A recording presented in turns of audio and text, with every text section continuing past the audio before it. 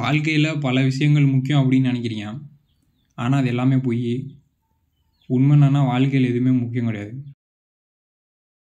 வாழ்க்கையில் பல விஷயம் முக்கியம் அப்படின்ற பொய்யை நம்பும்போது வாழ்க்கை அசிங்கமாகும்.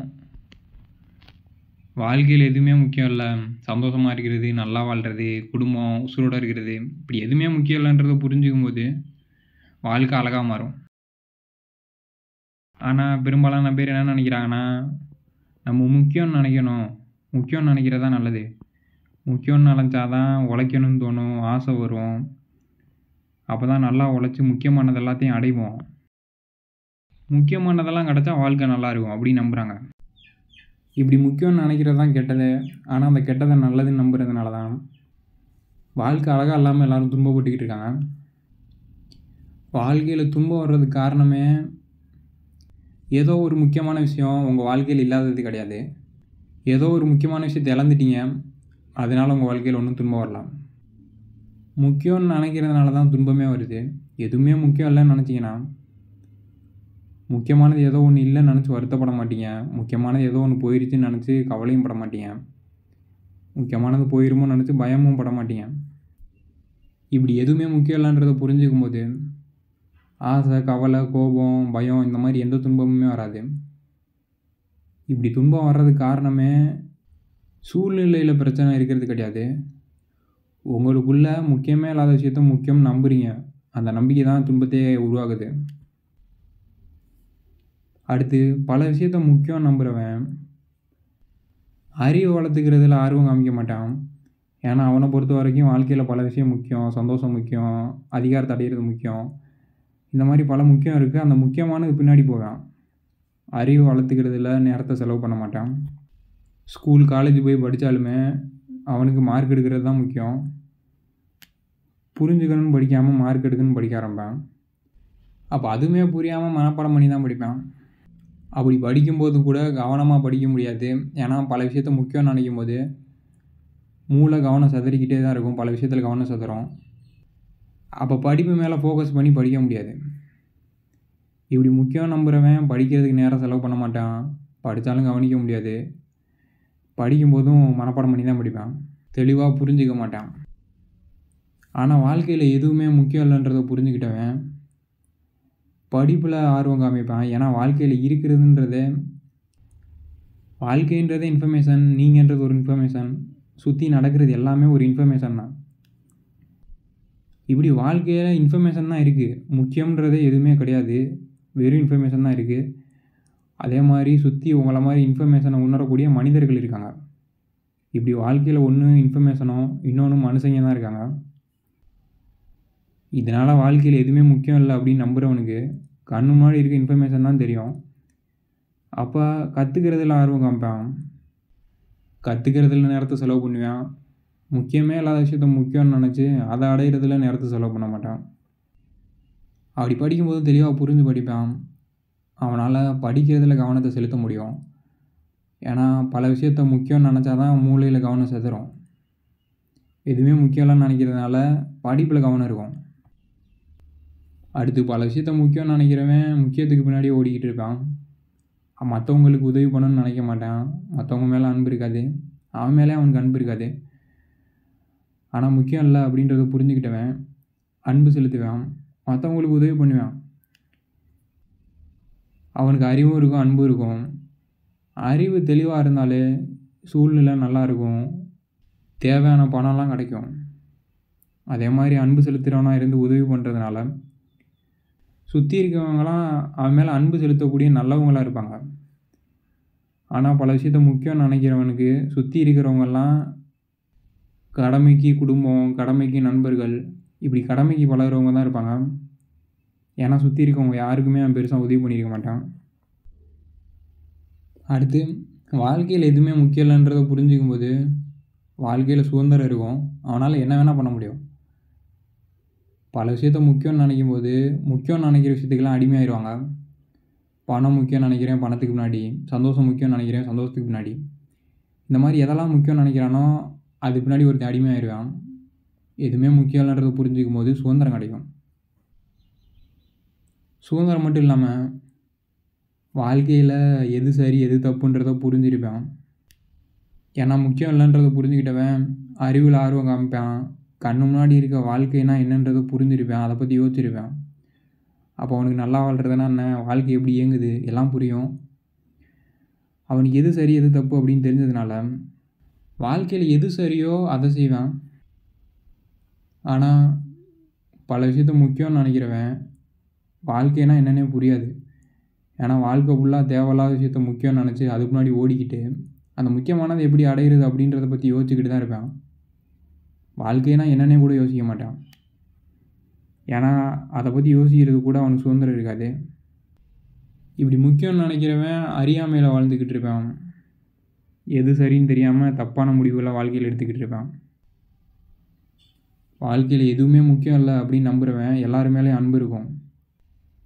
ஏன்னா அவன் நான் முக்கியம் இல்லை அப்படின்னு நினைப்பான். நான் முக்கியம் இல்லைன்றதை நினைக்கும் போது எல்லாருமே அவன் சமமாக பார்ப்பான். எல்லாருமே முக்கியம்னு நினைக்க ஆரம்பிப்பான். எல்லாருமே முக்கியமாக தோணும். ஆனால் பல விஷயத்த முக்கியம்னு நினைக்கிறவன் அவனுக்கு என் குடும்பம் முக்கியம், நான் முக்கியம் அப்படின்னு நினைப்பான். அவன் சுயநலமாக தான் இருப்பான். இப்படி எதுவுமே முக்கியம் இல்லை அப்படின்னு நினைக்கும்போது ஒருத்தனோட செயல்பாடில் சுதந்திரம் இருக்கும், தெளிவான அறிவும் அன்பு இருக்கும். ஆனால் பல விஷயத்த முக்கியம்னு நினைக்கும் போது சுதந்திரம் இல்லாமல் அடிமையாக இருப்பான். அறிவு தெளிவாக இல்லாமல் அறியாமையில் இருப்பான். மனசில் அன்பு இல்லாமல் ஆசை தான் இருக்கும். அடுத்து வாழ்க்கையில் பல விஷயத்த முக்கியம்னு நினைக்கிறவன் வாழ்க்கையை உணரவோ ரசிக்கவோ முடியாது. ஏன்னா வாழ்க்கைன்றது இன்ஃபர்மேஷனால் உருவான ஒரு அழகான ஓவியம். வாழ்க்கையோட அழகை ரசிக்கணும்னா எல்லா பக்கட்டும் எல்லா இன்ஃபர்மேஷனையும் பார்க்கணும். ஒரு அழகான ஓவியத்தை ரசிக்கணும்னா அந்த மொத்த ஓவியத்தையும் பார்க்கணும். கொஞ்சோன்னு ஒரு இடத்த பார்த்தா அந்த ஓவியத்தை ரசிக்கவே முடியாது. பல விஷயத்த முக்கியம்னு நினைக்கிறவங்க இப்படி தான் கொஞ்சோன்னு இடத்த தான் பார்ப்பாங்க. அவங்க முக்கியம், அவங்க குடும்பம் முக்கியம், அதுலேயும் சந்தோஷம், பணம், பதவி இந்த மாதிரி 4-5 விஷயந்தான் முக்கியம். இப்படி மொத்தமே 4-5 விஷயந்தான் முக்கியம். அந்த 4-5 விஷயத்த மட்டும்தான் பார்ப்பாங்க. அதை பற்றி தான் யோசிப்பாங்க, அதை தான் கவனிப்பாங்க. மொத்த வாழ்க்கையை அவங்களால பார்க்க முடியாது. அடுத்தவனோட வாழ்க்கையை பற்றி யோசிக்க முடியாது. இப்படி பெருசாக எதையுமே யோசிக்க முடியாது. ஒரு குறுகிய வட்டத்துக்குள்ளே தான் பார்க்கவே முடியும். அதை பற்றி தான் யோசிக்கவே முடியும். அப்படி குறுகிய வட்டத்துக்குள்ளே பார்க்கும்போது அந்த குறுகிய வட்டத்தில் இருக்கிறத கூட ரசிக்க முடியாது. ஏன்னா மூளையில் அமைதியே இருக்காது. மூளை ஃபுல்லாக சத்தமாக இருக்கும். மூளை பேசிக்கிட்டே இருக்கும். மூளையில் அமைதி இருந்தால் தான் கண்ணு முன்னாடி இருக்க விஷயத்த தெளிவாக பார்க்க முடியும், ரசிக்க முடியும். இதனால் எப்படி இருப்பாங்கன்னா, ஒரு ஆடு எப்படி இருக்கும், ஆடு உசுரோடு தான் இருக்கும். அதனால் தெளிவாக வாழ்க்கையை உணர முடியாது, ரசிக்க முடியாது. அந்த மாதிரி உணர முடியாத நிலையில் இருப்பாங்க. ஒரு தூக்கத்தில் கனவு காணுற மாதிரி. கனவு காணும்போது சுற்றி நடக்கிற விஷயத்த தெளிவாக பார்க்க முடியாது. கனவில் நடக்கிற விஷயத்த தெளிவாக புரிஞ்சிக்க முடியாது. கனவில் இருக்கும்போது நம்ம ஏதோ முழிச்சுக்கிட்டு இருக்க மாதிரி தான் தோணும். ஆனால் கனவுலேருந்து வெளியே வந்தோன்னே தான் நம்ம இவ்வளோ நேரம் முழிச்சுக்கிட்டு இல்லை, தூங்கிக்கிட்டு இருந்தோம், வாழ்க்கையை உணர முடியாத நிலையில் இருந்தோம் அப்படின்றதே புரியும். இப்படி தான் முக்கியம்னு நினைக்கிறவங்க இந்த மாதிரியான நிலையில் தான் இருப்பாங்க. ஏதோ முழிச்சுக்கிட்டு இருக்க மாதிரியும் வாழ்க்கையை உணர்கிற நிலையில் இருக்கிற மாதிரி நினைப்பாங்க. ஆனால் அவங்க கனவில் இருக்கிற மாதிரி தான். எதையுமே உணர முடியாது, எதையுமே தெளிவாக புரிஞ்சிக்க முடியாது, எதையுமே ரசிக்க முடியாது. ஆனால் வாழ்க்கையில் எதுவுமே முக்கியம் இல்லைன்றதை புரிஞ்சுக்கிட்டு மூளையில் அமைதியாக உருவாக்கும் போது தான் அப்போ தான் முழிக்கவே செய்வாங்க. முழிக்கும் போது தான் நம்ம இத்தனை நாளாக கனவுல இருந்தோம், எதையுமே உணர முடியாத நிலையில் இருந்தோம் அப்படின்றதே தெரியும். ஏன்னா எதுவுமே முக்கியம் இல்லைன்றதை புரிஞ்சிக்கும் போது தான் வாழ்க்கையை தெளிவாகவே உணர முடியும். வாழ்க்கையில் எதுவுமே கெட்டதில்லை, எல்லாமே ஒரு அழகான விஷயம் அப்படின்றது புரியும். துன்பம், தோல்வி, அவமானம் இந்த மாதிரி கெட்டதுன்னு நினைக்கிறதெல்லாம் எதுவும் கெட்டது கிடையாது. அதை உணர முடியாத நிலையில் இருக்கிறதுனால தான் அது ஏதோ கெட்டதாக தெரியுது. எப்படி ஒரு படத்தில் சோகமான சீன்லாம் வரும், ஆனால் அதுக்காண்டி அந்த படம் கெட்டதுன்னு அர்த்தம் கிடையாது. அதுலேயும் அழகு இருக்குது, அதை ரசிக்க முடியும். அதே மாதிரி தான் வாழ்க்கையிலையும் நடக்கிற துன்பம் எல்லாமே ஒரு அழகான விஷயம். ஆனால் அதை யாராலையும் ரசிக்க முடியல, ஏன்னா எல்லோரும் தூங்கிக்கிட்டு இருக்கீங்க. எதுவும் முக்கியம் இல்லைன்றதை புரிஞ்சுக்கும் போது தான் இந்த அழகை முழுமையாக உணர முடியும். எப்படி ஒரு படம்ன்றது வெறும் இன்ஃபர்மேஷன் தான், அதில் ஒரு அழகு இருக்கும். அதே மாதிரி தான் வாழ்க்கைன்றது ஒரு இன்ஃபர்மேஷன். இதில் நல்லது கெட்டது முக்கியம் அப்படின்லாம் எதுவுமே கிடையாது. இதில் வெறும் அழகு தான் இருக்குது. அந்த அழகை ரசிக்கலாம். உங்களை மாதிரியான அழகு உணரக்கூடிய பல மனிதர்கள் தூக்கத்தில் இருக்காங்க. அவங்கள உசுப்பி அவங்களையும் அழகை ரசிக்க வைக்கலாம். இப்படி வாழ்க்கைன்றதே அழகு. இந்த அழகை ரசிச்சிங்களா இல்லையான்றது தான் வாழ்க்கை. ஆனால் இப்படி அழகை ரசிக்க முடியாமல் தூக்கத்தில் இருந்துக்கிட்டு மற்ற பண்ணுற விஷயம் எல்லாமே வேஸ்ட்டு தான். ஏன்னா எதையுமே உணர முடியாது. கல்யாணம் பண்ணுறது, குழந்தை பெற்றுக்கிறது, பல செயல்களை செய்கிறது, பல விஷயத்தை அடையிறது, இது எல்லாமே வேஸ்ட்டு தான். ஏன்னா எதையுமே உணரவே முடியாது. உண்மையை புரிஞ்சு உணர ஆரம்பிக்கும் போது தான் வாழ்க்கையை ஆரம்பிக்கும். அடுத்து சின்ன பிள்ளையில் இந்த மாதிரி வாழ்க்கையில் பல விஷயம் முக்கியம் அப்படின்ற பொய்யை நம்பியிருக்க மாட்டோம். சின்ன பிள்ளையிலேருந்து கொஞ்சம் கொஞ்சமாக அந்த சமூகமும் உங்கள் மனசும் இது முக்கியம் அது முக்கியம்னு பல விஷயத்த முக்கியம்னு தொடர்ந்து நம்ப வைக்கிது. இப்படி கொஞ்சம் கொஞ்சமாக இந்த பொய்யை நம்ப வச்சனால தான் எல்லா பிரச்சனையும் வாழ்க்கை அசிங்கமாகவே மாறுது. அடுத்து மனுஷங்க ஏன் முக்கியம்னு நினைக்கிறாங்கன்னா, முக்கியம்னு நினைக்கும் போது தான் பெருமை கிடைக்கும். மூளைக்கு தேவையே பெருமை தான். பெருமைக்காண்டி மூளை பல விஷயத்த முக்கியம்னு நம்ப வைக்கும். இப்போ ஒருத்தனுக்கு அறிவு இருக்குது, அவன் அறிவு முக்கியம் அப்படின்னு நினச்சாதான் அறிவு இருக்கிற அவன் உயர்ந்தவனாக தோணும், அவனுக்கு பெருமை கிடைக்கும். ஒருத்தன் பிள்ளையை பெற்றிருக்கான், பிள்ளை முக்கியம்னு நினைக்கும் போது தான் அந்த பிள்ளையை பார்த்தா நான் உயர்ந்தவன் அப்படின்னு தோணும். இப்படி முக்கியம்னு நினைக்கும் போது என் பிள்ளை இப்படி இருக்கான், அடுத்தவன் பிள்ளை இப்படி இருக்கான் அப்படின்னு பிரித்து பார்த்து ஒருத்தன் உயர்ந்தவன் ஒருத்தன் தாழ்ந்தவன் சொல்லி பெருமை அடைய முடியும். அதே மாதிரி என் இனம் முக்கியம்னு நினைக்கிறவன் தான் இன்னொரு இனம் அப்படின்னு பிரித்து பார்ப்பான். என் இனம் அப்படின்னு பார்க்காதவன் எல்லாரையும் மனுஷனாக தான் பார்ப்பான். என்னோடய வாழ்க்கை முக்கியம் அப்படின்னு நினைக்கும் போது தான் அடுத்தவனோட வாழ்க்கையோட ஒப்பிட்டு பெருமை அடைய முடியும். என்னோடய வாழ்க்கை முக்கியம் இல்லைன்னு நினைக்கிறவன் என் வாழ்க்கை அடுத்த வாழ்க்கை அப்படின்னு பிரிக்கவே மாட்டான். இப்படி ஒரு விஷயத்த முக்கியம்னு நினைக்கும் போது தான் பிரிவினையை உருவாக்க முடியும். பிரிவினையை உருவாக்கும் போது தான் ஒரு இது உயர்ந்தது தாழ்ந்ததுன்ற பெருமையை உருவாக்க முடியும்.